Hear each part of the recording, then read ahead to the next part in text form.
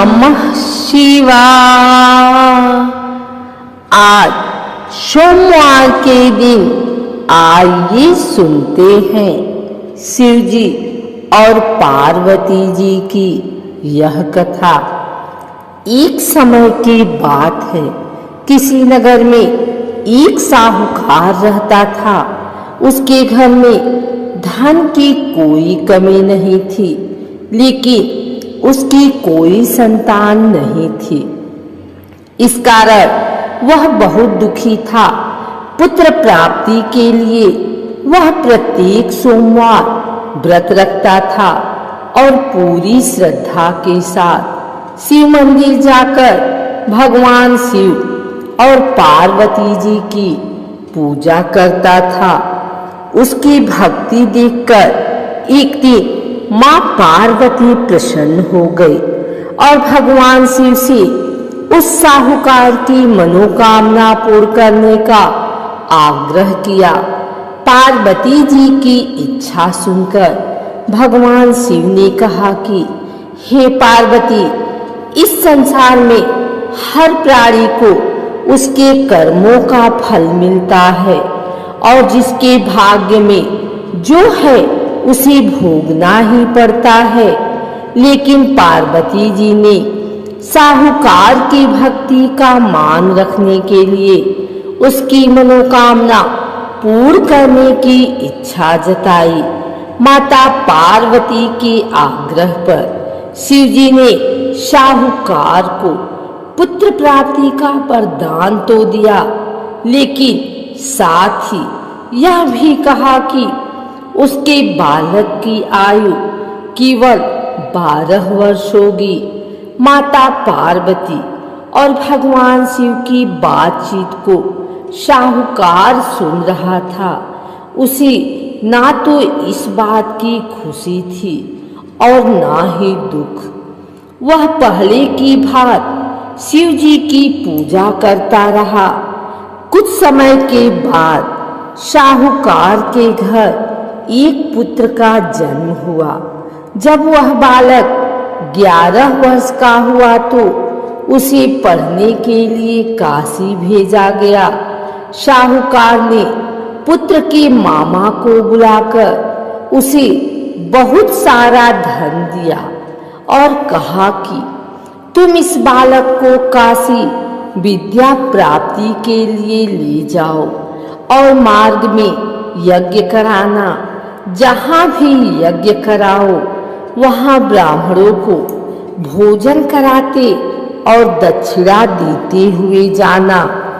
दोनों मामा भांजे इसी तरह यज्ञ कराते और ब्राह्मणों को दान दक्षिणा देते काशी की ओर चल पड़े। रात में एक नगर पड़ा, जहाँ नगर के राजा की कन्या का विवाह था, लेकिन जिस राजकुमार से उसका विवाह होने वाला था वह एक आंख से काना था। राजकुमार के पिता ने अपने पुत्र के काना होने की बात को छुपाने के लिए एक चाल सोची। साहूकार के पुत्र को देखकर उसके मन में एक विचार आया।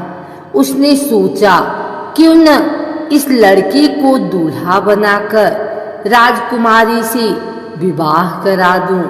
विवाह के बाद इसको धन देकर विदा कर दूंगा और राजकुमारी को अपने नगर ले जाऊंगा।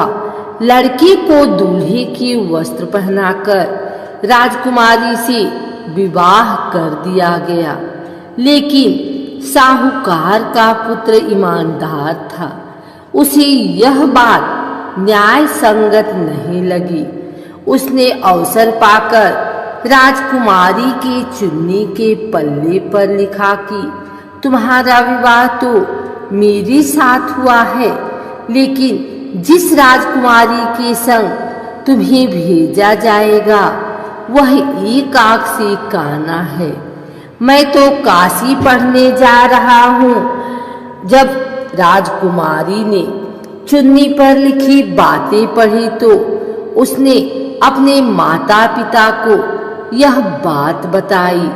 राजा ने अपनी पुत्री को विदा नहीं किया, जिससे बारात वापस चली गई। दूसरी ओर शाहूकार का लड़का और उसका मामा काशी पहुँचे और वहां जाकर उन्होंने यज्ञ किया।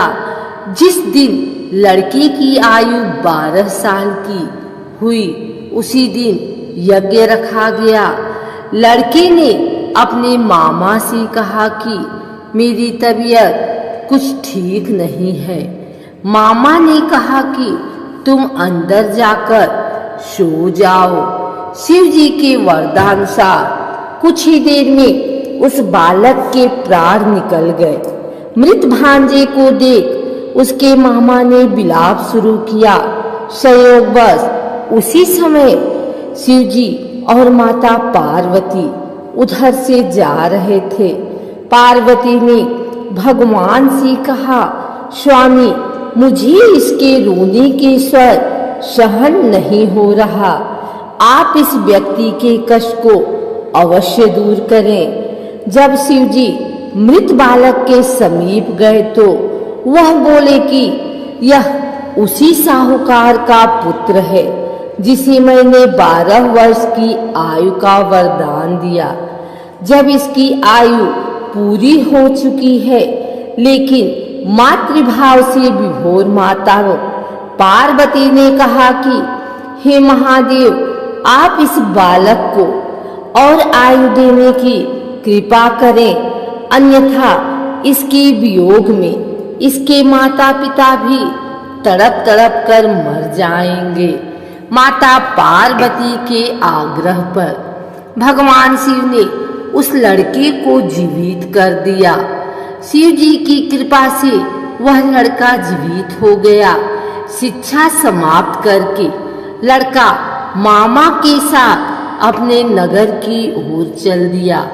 दोनों चलते हुए उसी नगर में पहुंचे जहां उसका विवाह हुआ था।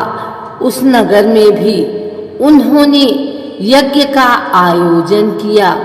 उस लड़के के ससुर ने उसे पहचान लिया और महल में ले जाकर उसकी खातिरदारी की और अपनी पुत्री को विदा किया।